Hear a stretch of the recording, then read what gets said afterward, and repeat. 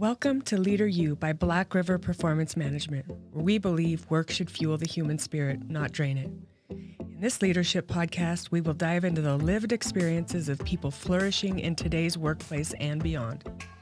Join us to hear real-life examples of experiences from our own lives and from the leaders we know and trust. Thank you for joining me on the Leader U podcast. I'm your host, Angie Lion. Today I have the pleasure of introducing a friend and colleague, Dr. Phillip Shero. He is an organizational psychologist and the president of MasterMinds Leadership, a cutting-edge executive coaching, team development, and strategic planning consultancy located in Fort Worth, Texas. Helping others grow as leaders is Dr. Shero's driving force. He brings 2 decades of leadership development and strategic planning expertise to some of the best privately held finance, manufacturing, and construction companies and nonprofit organizations in Texas. With a long track record of success in coaching existing and emergency leaders at the CEO, partner, and senior management levels, he has become known as one of the most dynamic and engaged leadership and strategic planning coaches in the Dallas-Fort Worth area. His national reputation is growing through his expert leadership training seminars, senior leadership retreat facilitation, strategic planning services, and a full line of human analytics. Dr. Shero holds a PhD in organizational leadership from Regent University at MTS from Texas Christian University and a BA from Harding University. Thank you so much for joining me, Dr. Phil. I'm super excited to have this conversation today about leadership competencies. I know it's something we're both super passionate about, so thank you for joining me and sharing your wisdom with our listeners. Absolutely. I'm thrilled to be on, Angie. Thanks. Yeah, so let's start off by just asking you the basic questions that we always start off with, which is, how did you end up doing what you're doing? What were you thinking of as a little boy? What has transpired that wasn't within your plans? Yes. Yeah. Well, I didn't think of myself as an entrepreneur for a long time, but I certainly acted it out. When I was a little boy, when you talk about as a little boy, I went to a summer camp with my dad. He was the director, and I started going when I was 5 years old. And I used to find these little rocks that were, sandy, dusty on the outside, but if you hit them with a hammer, there was like a geode or there was a shiny stuff inside. And I sold those rocks to the campers at the camp for 25 cents a piece. So I started selling things from a young age. I sold candy bars in the school cafeteria because the vending machine only had health food and the students wanted candy bars. So I sold those. I had a lawn mowing business. I had a car stereo installation business. Wow. So that was all before I went to college. And I just did that naturally. But what really got me excited was encouraging and lifting up other people. So I just wanted to build up the people around me, and I wanted to do something innovative and impactful. I thought what that was going to be is my wife and I would join the faculty of a university, and we would be able to help young people figure out their identity, their purpose in life, and just really get them on that track at that pivotal time in their life. That's what I thought I was going to do. Instead, I moved to East Africa. So right out of grad school, moved to Uganda on the equator in Africa. We literally lived like in a semi-tropical jungle, and we were working in these villages with the mud huts and the grass roofs. I mean, like what you would think on a documentary. We were out there, and I found it a great adventure, but it was not what I thought I was going to be doing. And after we'd been there for several years, we started realizing how young the population was. So Uganda's population at the time, 50% were under 15 years old. Wow. So half the country under 15. And then if you go up to about age 22, 25, that was 75% of the population. So we're working with adults in these villages, and we started realizing we're on the wrong end of the problem. like the challenges the country was facing, we needed to be working with young people. Um, we weren't going to solve, poverty or corruption or AIDS or health issues or education. We weren't going to solve that by working with 25% of the people who were, already further along in their life and career. We needed to be working on the youth end, and we got this vision of starting a university, and we spent 10 years on that project. It was much longer than I thought it would be.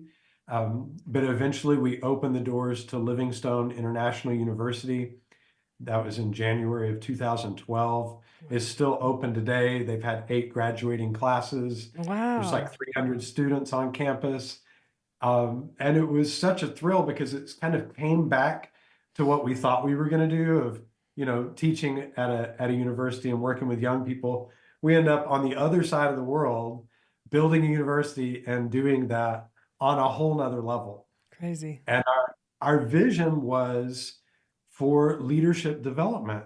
We just felt like all the challenges that East Africa in particular was facing would not be solved by people from America coming over, but it would be solved by leaders rising up in those cultures and societies, and having the relevant skills, having the competencies, but also knowing who they are, and having an ethical base, and then these skills to put with it, so that they could basically be the architects of their future. Mm-hmm. They could build something new. That was the vision for the university, was leadership development.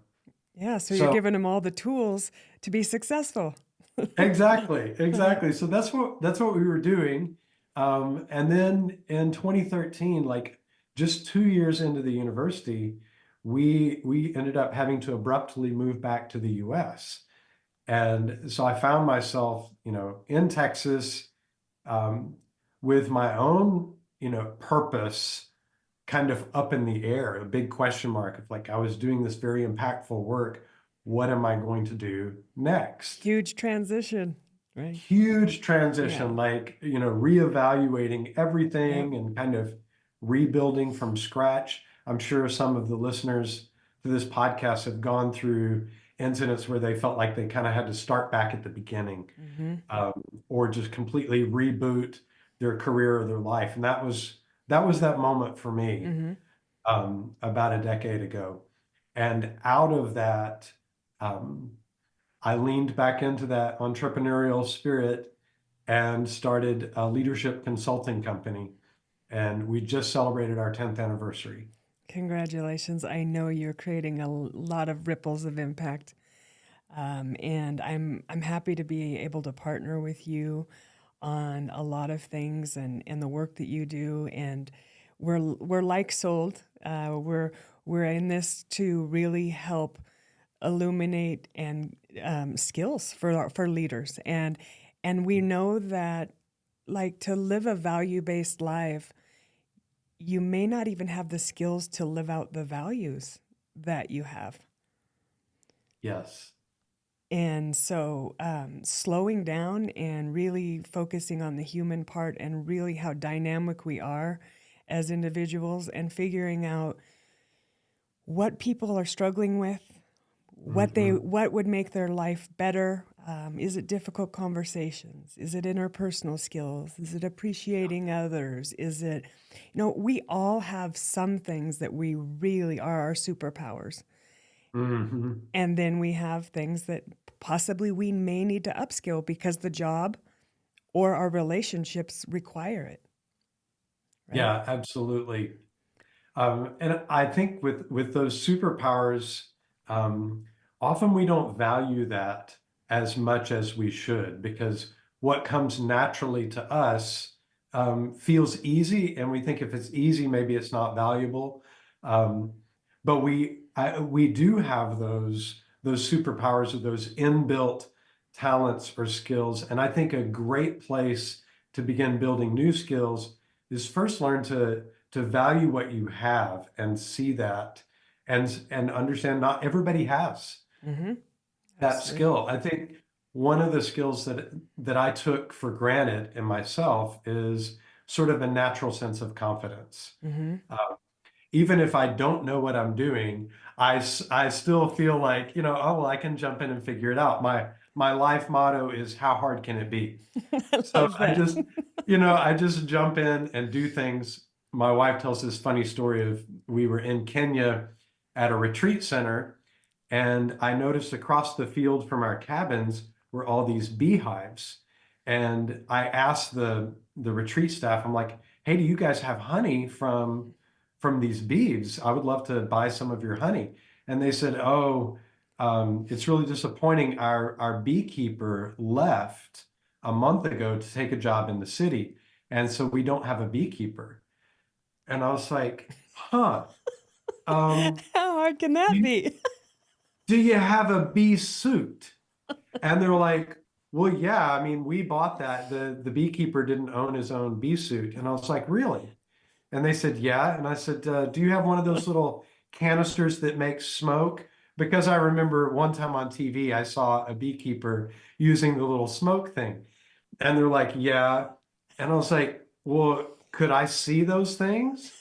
And so they took me to the shed in the back of the property. I put on the bee suit.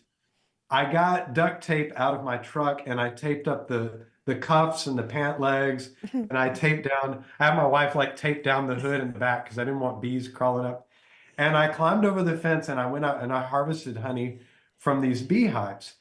And all the people that were at that retreat center, they all like gathered at the fence and they're watching, who is that guy out there getting honey?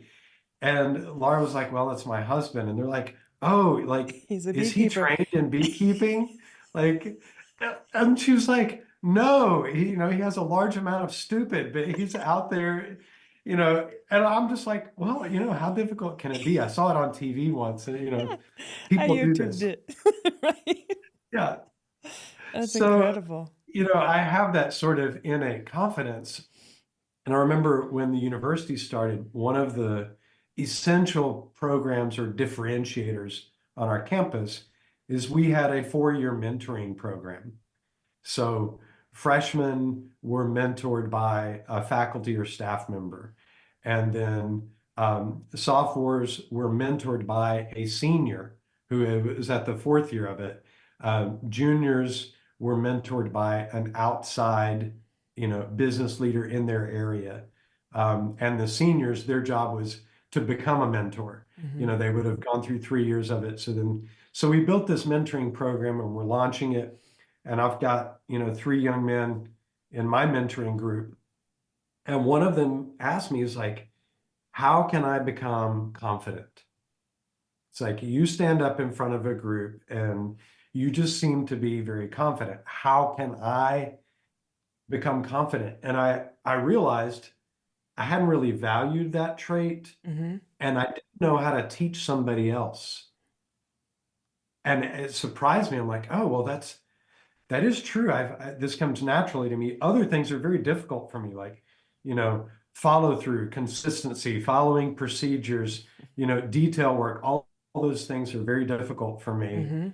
Mm-hmm. But confidence was natural. So I didn't know how to teach that. And so I had to go back and think, okay, how would I build that skill from scratch? Mm-hmm. How would I build that competency? And I thought about it and I came back to the group and I started teaching them. This is what you need to do. Mm-hmm. You know, confidence is built on small successes. Mm-hmm. So if there's something you're scared of, like public speaking, then what you do is you find a small area where you can test out that skill and have a small success. Mm-hmm. So maybe it's a peer group and you speak up in the group. Mm-hmm. You're not really in front of the room, you don't have a microphone, but you start speaking up in small groups or you speak up in class. Set yourself a goal that in class, I'm going to raise my hand and ask a question, Mm-hmm. even if I might be scared to do that. Right. But then I do it and I'm like, oh, nothing bad happened. Mm-hmm. And it actually went okay. So then I build on that success. So I started mentoring these students, and here's how you begin to build confidence. But I needed them to challenge me for me to learn how to share that skill with somebody else. Absolutely. I love that example. Such a great example. One of the things that we talk about at Black River, it's one of our tenets, is that confidence doesn't equal competence. True. Right? Right, as in beekeeping. Exactly. The perfect example is beekeeping, right? Yeah, I don't know the first thing about It's beekeeping. like me with podcasting. Right. My competence low. I'm working, I'm getting better. It's a skill, and this is what I relate it to as well. I didn't know what the heck I was doing when I Mhm. first started out, but I was willing and able to try it, and I have the confidence, but I didn't have the competence. And that is a skill I'm continuously growing. Yes. Yeah, so true. Yeah, and I think people have a fear of sharing that they don't have competence in some levels, and as if we're all competent in all levels. I bet you if you look at your job description, and let's say there's 10 tasks or 15 tasks that are in your job description, Yeah. I'll bet you're probably competent in about 5 of them. And those are the things you really love doing, right? Mhm. And then there's also things that are like maybe you do them once a year, or so maybe your competence isn't as good in that skill. Let's say it's public speaking, maybe or grant writing. It's like Yes. you got to do this grant once a year, and you're not very good at it. So you might need some skills, some training, some help in those areas, and those are all things that can be built. That's what I love. When I realized that anything in life is a skill, that was a game changer for me. Like it's not something I have to have, I can get it. Yes. Yeah, that's so true. We can build these skills. Um, I wanted to go back to something you said a minute ago about maybe the 5 things you are competent in are the ones you love doing. And probably the ones that you're not skilled in are the areas we tend to procrastinate. Mm-hmm. We put those off, we dread them.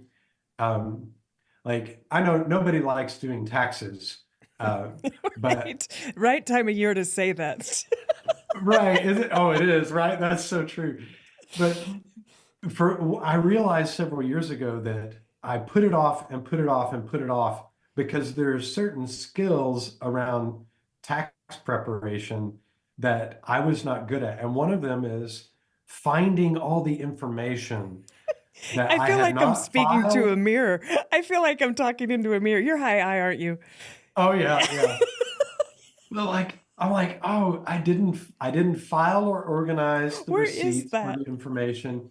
I didn't save the questions from last year, so I have to relearn it again. Like, what are the questions? I didn't make any notes about the process, so I'm relearning the process. Which form do I do first? And I get halfway through a form and it calls for another form. I'm like, oh, now I remember I should have started with Schedule C before I filled out this and that. And all those aspects of, planning and organizing, detail focus, you know, the the preparatory skills are the ones I'm not good at. And so I dread this task because it's full of things that I'm not good at. Mm-hmm. When I actually dive into it, it doesn't take nearly as long as I think it will take. Of course, we have a CPA now that puts it together, but he still needs all the information. Yeah. Um, so yeah, if people are wondering like what skill should I focus on, um, looking at your work and recognizing the areas that you may procrastinate Mm-hmm. or you dread, you put those off. Um, that may be an indication of, okay, what are the competencies connected to that Mm-hmm. I might want to develop?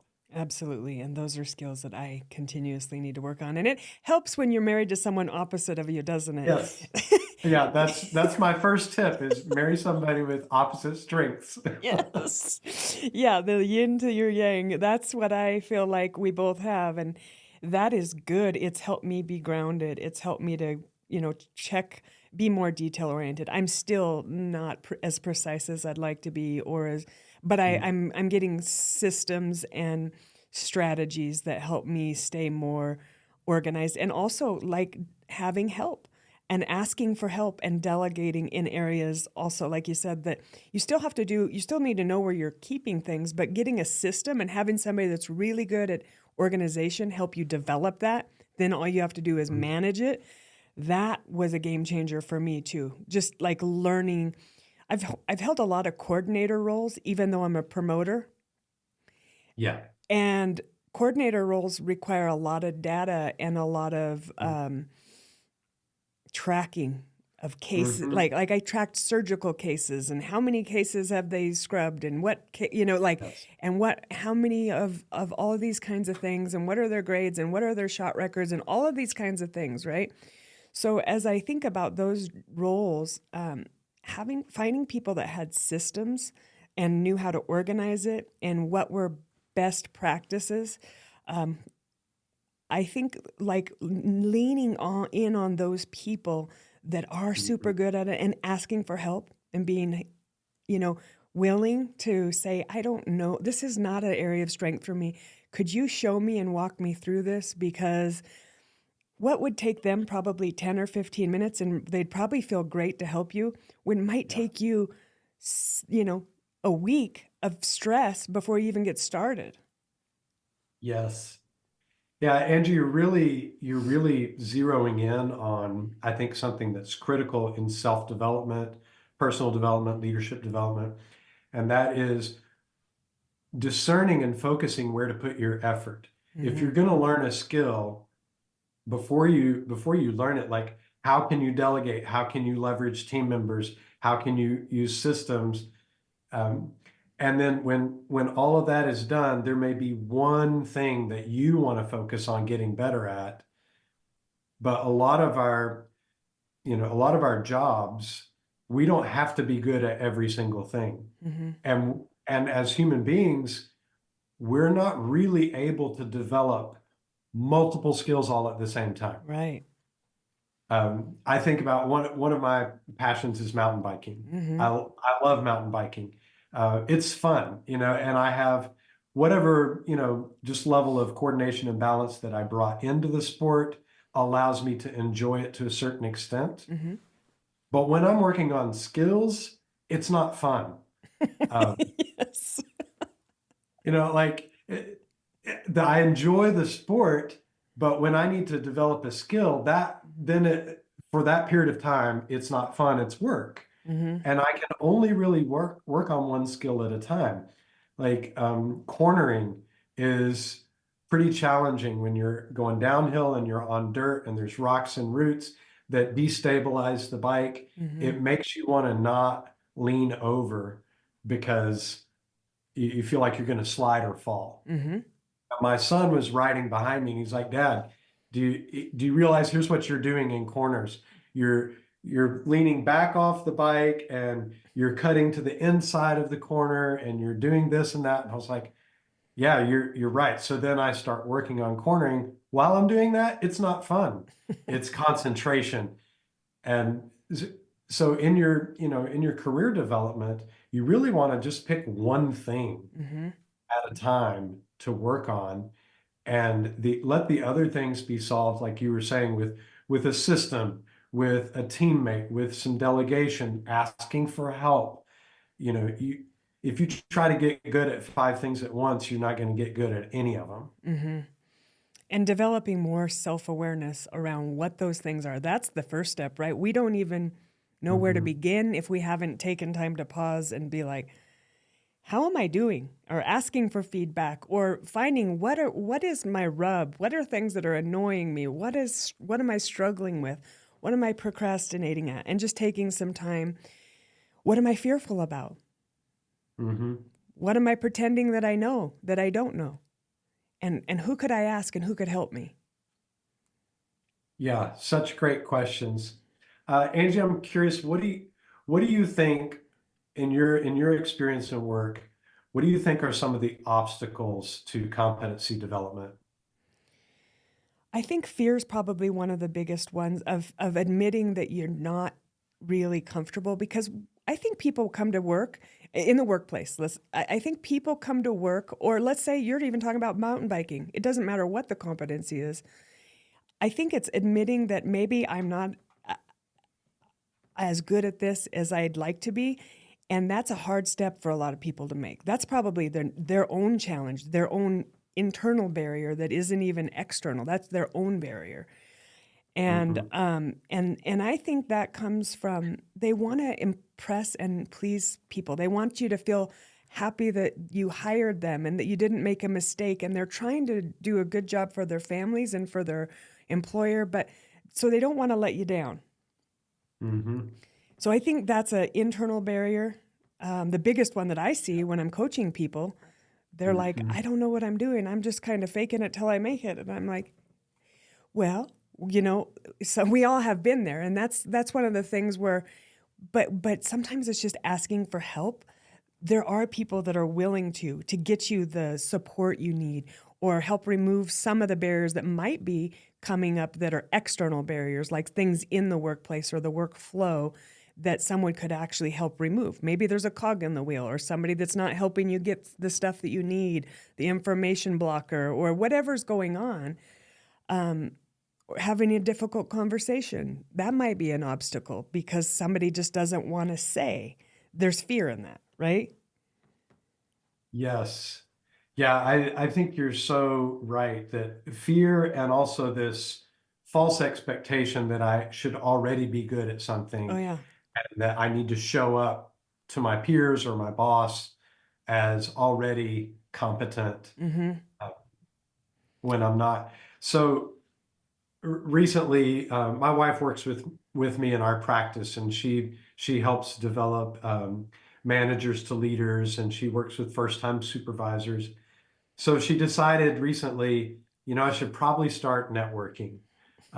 She's not a self-promoter. Mm-hmm. She's probably on the line between introvert, extrovert, and she hadn't really done networking. So she's like, okay, I should go. And there was a networking group for women in construction, and Mm-hmm. a lot of the companies we work with are in construction. So she went to this event, and she decided instead of being worried about talking about herself or like giving her own bio, that she would just go with 2 or 3 questions that she wanted to ask other people to get them talking. And I'm like, well, that's a pretty good strategy. Yeah.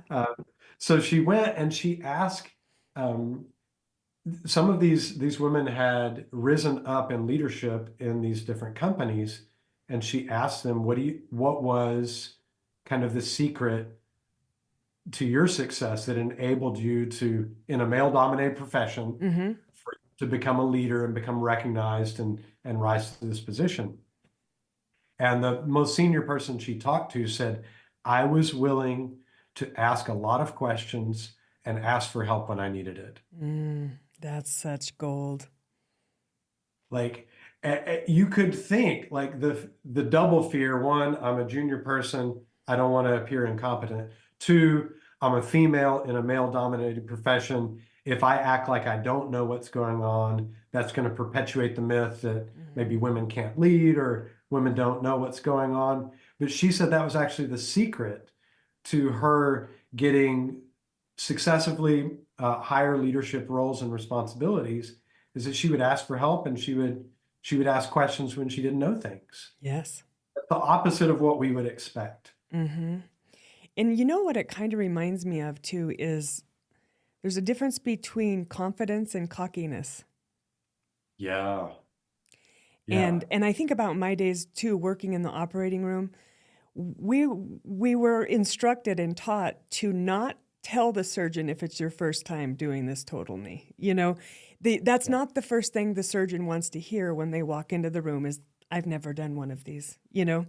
So, but it doesn't mean that you have to lie to them or anything, but you want to show a confidence that and a lack of fear and a confidence that I don't, can you kind of keep me ahead? I haven't worked with you before, so give me and help set me up so that I can set you up for success.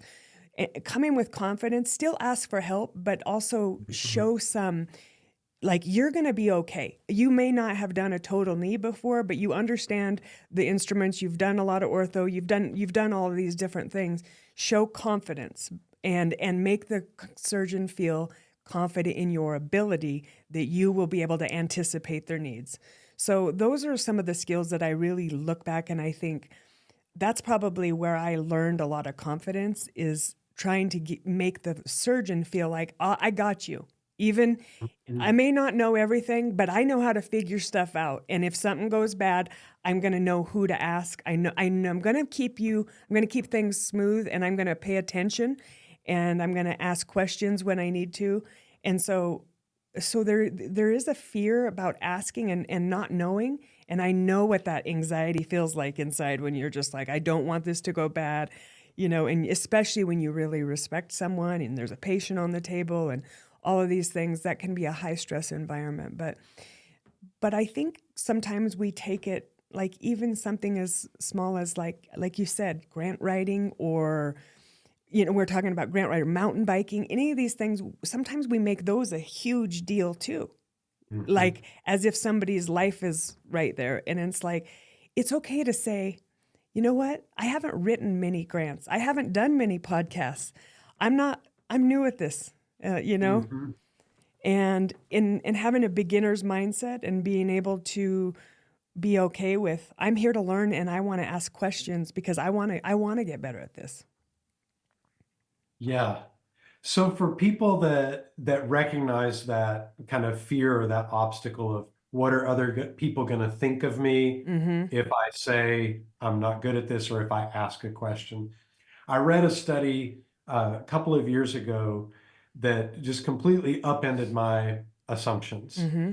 So the study was about what people think of us. So it's like impression management, Mm-hmm. what other people think of you when you ask for help.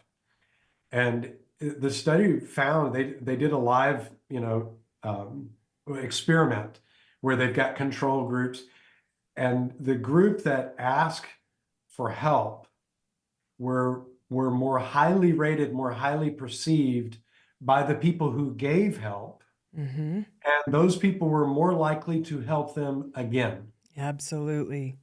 So I was like, really? Is that? I had to read it twice. I'm like, is that really true that if you ask somebody for help or you need something and you ask them, that they think better of you after that and they're more willing to help again than if you didn't ask for help, if you were just autonomous and self-sufficient and didn't need anything. Mm-hmm. So if anyone that's kind of struggling with what are people going to think of me, actually the research says people will like you more and be more likely to help you again Mm-hmm. if you will reach out. That's so Um, good. Thank you for sharing that. Do you remember who the article was by? We may. I'll have to dig into my hard drive Okay. and find that, but I remember just being so surprised. I'm like, this is not what I would have thought. And Yeah. in our days in Africa, obviously we were a nonprofit. We had to ask donors to give their money Mm-hmm. to support something that's in another country. They would never see it. Yeah. And at first I felt bad, like I'm asking them to sacrifice, Mm-hmm. they're giving up their hard-earned money. When I read that study, I realized, wait, that they feel good about the donation they made. They feel like they were part of making a difference, and they're actually more likely to help again because they helped once. So, it flipped my mindset there, and then Mm-hmm. also in the workplace. Rethinking. It's awesome that's just another example of how our mindset shapes our realities, right? And how the outcomes, that's one thing that might be a skill that somebody needs to work on. It's just mindset skills. How can Hmm. I see this from a different perspective? What other perspectives could I get, right? Because if you don't see your blind spots, just like your son noticed your cornering, your lack of good cornering, right? That we all have blind spots. Yes. When we get into mindset, this comes to one of the core things that I believe and use in leadership development, and that's that being comes before doing. That what we believe about ourselves, what we believe about others, what we believe about the world is more influential of our outcomes than the doing level of what we try to act Mm-hmm. out. Mm-hmm. So I hear so many people all the time say this phrase. They say, I'm not good with names. Have you heard people, you meet somebody for the first time, and they're like, oh, I'm probably going to have to ask your name again because I'm not good with names. I've started to recognize that as a statement of self-belief. Mm-hmm. That whenever we say that, we are naming a belief, which becomes an obstacle to our ever developing the skill Yeah. of remembering names, Yeah. which is a competency, right? Yes, for sure. It's a competency. It's Absolutely. like something that and we all know from from all of the networking classes, or I can't remember the guy's name, the different trainings that are out there for winning friends and influencing people and all of that. It's like, use people's names. Mm-hmm. They all teach you, like, say somebody's name back to them and use their name in the conversation. That helps you build trust and influence. But if you start off at the beginning and saying, I'm not good with names, you've sort of blocked off your ability to even start Mm-hmm. that competency because you've already said you're not good at it. Yep. Well, I haven't said that one, but the phrase I have said is, well, I'm not a salesperson, which is so funny that I had that belief when I was selling rocks at 5 and 6 years old. Yeah, Like, right. it's contrary to what was true, but Right. I said, I'm like, oh, I'm not a salesperson. Like, salespeople they're probably disingenuous, they're Yeah. manipulative, they're deceptive, they're a little slimy or greasy, or like, I don't want to be a salesperson. Yeah. It's beliefs. That Yeah. It's a mindset, it's a belief. And when I started my business 10 years ago, that was my biggest obstacle. Like, I had a PhD in leadership, I had all this experience, I had skills that I could offer to the marketplace, but I was not closing any sales. Mm-hmm. And people would even meet with me. I had no problem getting meetings, Mm-hmm. but I would get there in the meeting and they would tell me about challenges in their business. And then I couldn't convert that into, will you hire me so I can help you solve that problem?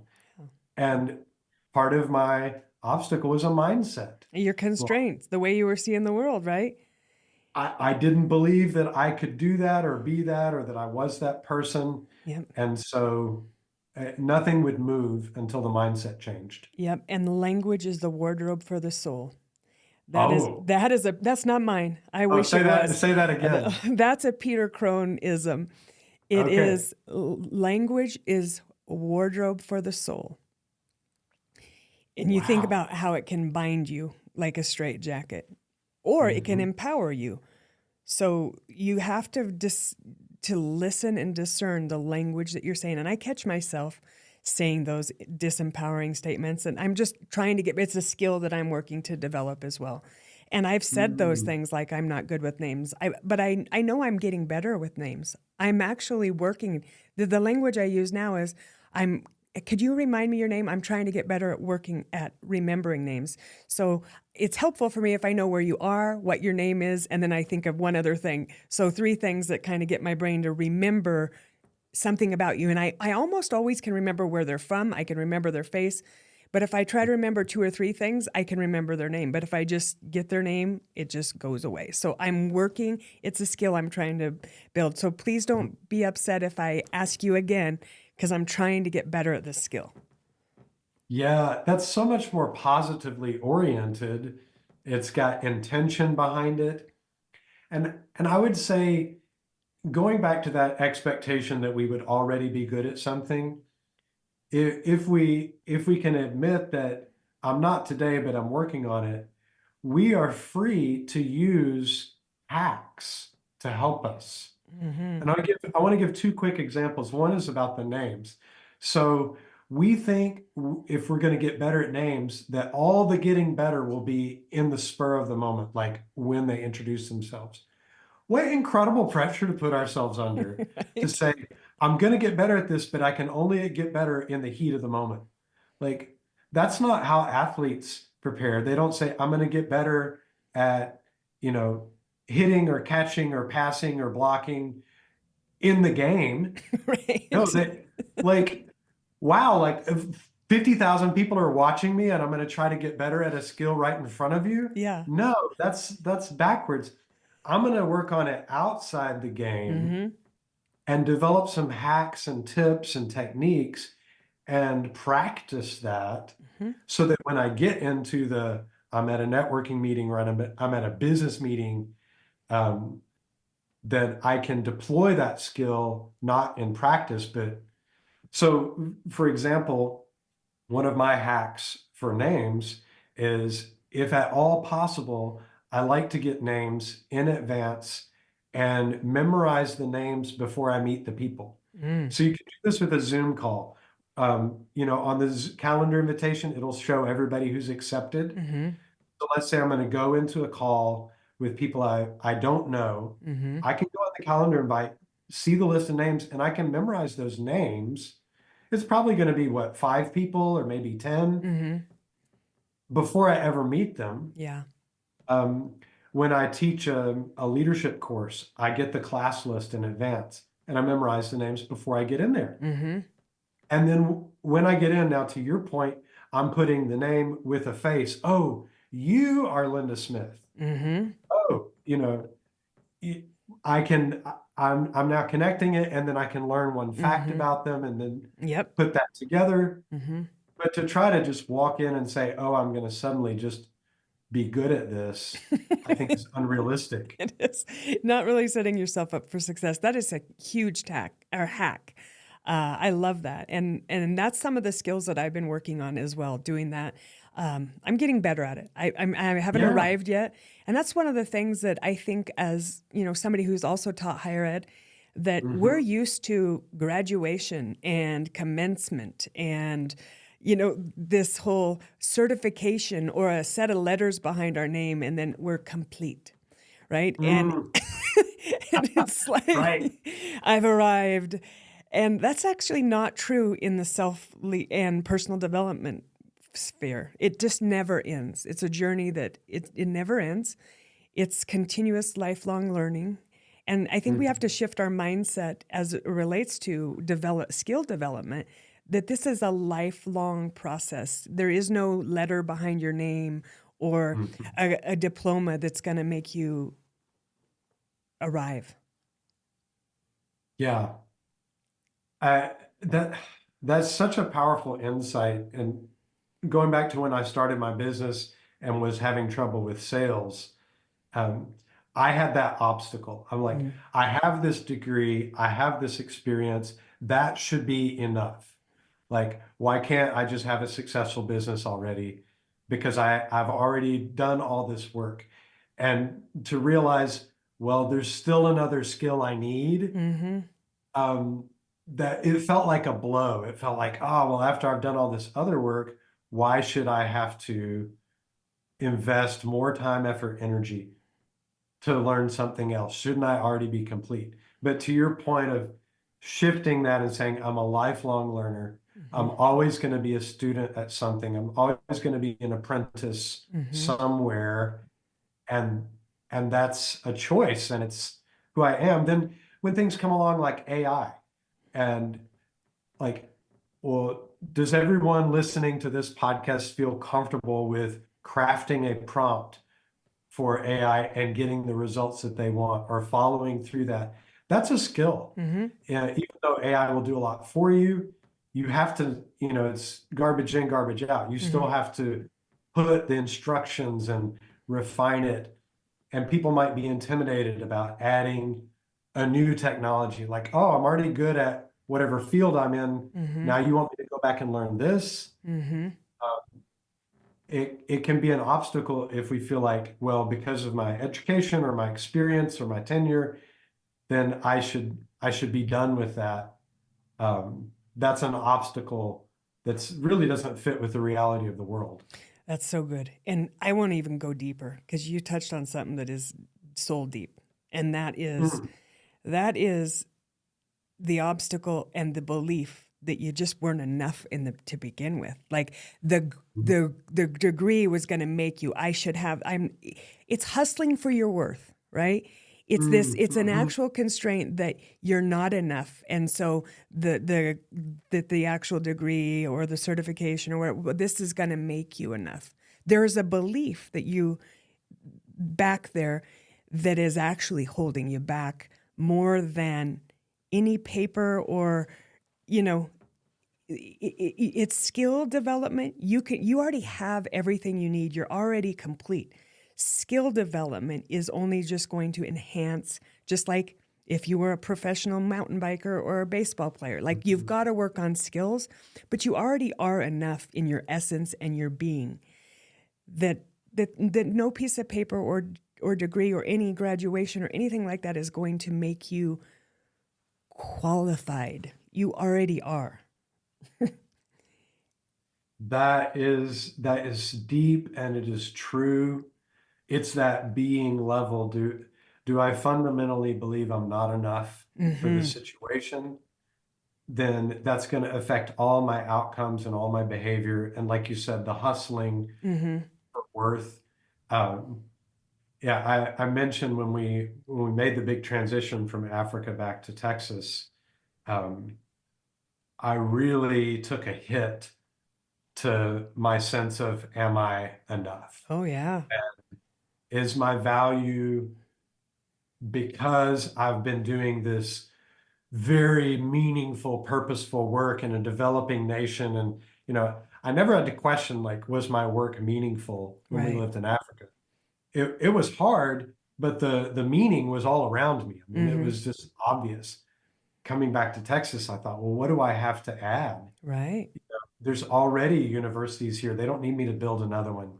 There's already so many leadership development opportunities. Why would they need what would I have to add Mm-hmm. to what's already there? And there was this, I really had that sense of, I can't add anything. Mm-hmm. I've got nothing to add. I'm not enough And that's to a add belief. anything to the That's not a scenario. It truth. is, It's not a truth. right. That's a It's a belief, belief. not a truth. Yeah. Yes. Yeah. And what a shift when you shed that belief.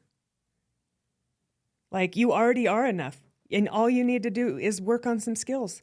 What aren't you good at? What are you good? What are your superpowers? Let's leverage those. And what are some things that would make your life a heck of a lot easier? If we could do this one thing, what would make you thrive in your role or in your Mhm. relationships or whatever it is that you're trying to enhance in your life, right? Oh, it's so good. It's so deep. Like, I had no idea we were Yeah. going to go to the soul. Well, So, I'll just say one more thing yeah. about that for people that may be wondering, how do I shift my belief? Mm-hmm. Like, if people are listening and they realize, oh, I say some things like, I'm not good at sales, or I'm not good with names, or I'm not good with organization, or I'm not Mm-hmm. good with time management, whatever that is, those beliefs. And they're like, okay, I recognize that. I want to change it. How do I do that? Mm-hmm. Um, I just want to share a couple of insights that have helped me. One is that beliefs have to be exchanged. You cannot just go attack it and, like, I want to remove this negative belief. It must be exchanged. Mm-hmm. Beliefs leave a vacuum. Yes. So it's going to suck something else in there. And that exchange should be purposeful and positive and intentional of, what do I put in place of, I'm not good at X, Mm-hmm. or the even deeper, I'm not enough. Mm-hmm. What do I put in place of it? How do I exchange that? Yeah. You might want to just take off the not. I am enough, right? That might be a good Yes. place to start as a human being, as a being, and start with that and try that on for a while. Mhm. And watch what happens when you start leaning into that. I love that. Like, this will take us back to the final questions that I usually do at the end of the podcast, which is, Yeah. what would you have told yourself, your younger self, knowing what you know now after years of helping other people, developing leaders? Like, what would you tell your younger self? Uh, I would have told myself it's going to be okay. Mm-hmm. I would have said it's going to be okay. You're being looked after. It's Mm-hmm. not all up to you. Um, and I would have told myself, please, if you possibly can, don't worry about impressing people. Spent so much of my life really, just wanting to make that positive impression, wanting people to think well of me. Mm-hmm. And if I could have told myself um, at a younger age that that's a dead end. It's a waste of time. Mm-hmm. Um, don't do that. And I think I would have told myself to dig in deeper sooner on figuring out who I was. Mm-hmm. Um, like what's the core of me?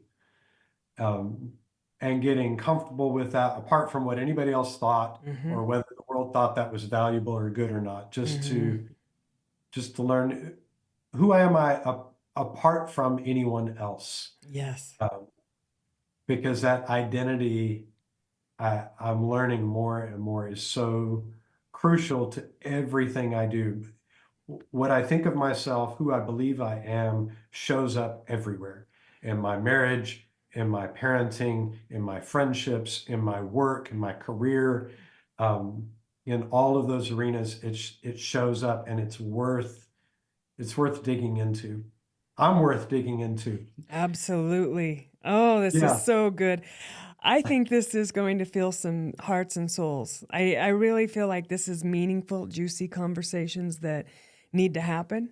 Mhm. And that's what we're doing, is just trying to light a path for people to live in their values, to Mhm. get the skills they need. And I'm open for whoever they connect with. It doesn't need to be me. It can be you. It can be any of my guests. If there's somebody that lights their fire and they connect with, I'm all of the abundance mindset Yes. that some people are going to connect with me and I'm going to be for them. Some people are going to be for you and they're going to connect with you. We're here to kind of light a path for those that really see us as a beacon. And I'm just grateful that I've gotten to know you and your wife, and I hope to have her on the podcast soon too. Yes. So you want to say a little bit more about where people could reach you? Sure. So find me on LinkedIn, Mm-hmm. just Phillip Shero. I'm on LinkedIn. I connect with anybody, so I'd be happy to connect with you. We've got a YouTube channel, MasterMinds Leadership. So you can go there and see some of the videos that we've produced. Obviously, our website, mastermindsleadership.com. So those are places that people could find some of our blog content, video content, and things like that. I sure appreciate your time, and just for you to be really vulnerable and share your experiences and hard-earned wisdom that, you know, you may have just shared some ripples of impact where people could learn these lessons 5, 10 years earlier than we did. Yes, that would be so good. So if they just put it into practice, right? If start small and continue to find and build those skills and find people that will help you build those skills, like myself, like Dr. Phil, like any of our guests, anybody that you feel really helps you build your skills and believe in you, because you're worth it and you are enough, right?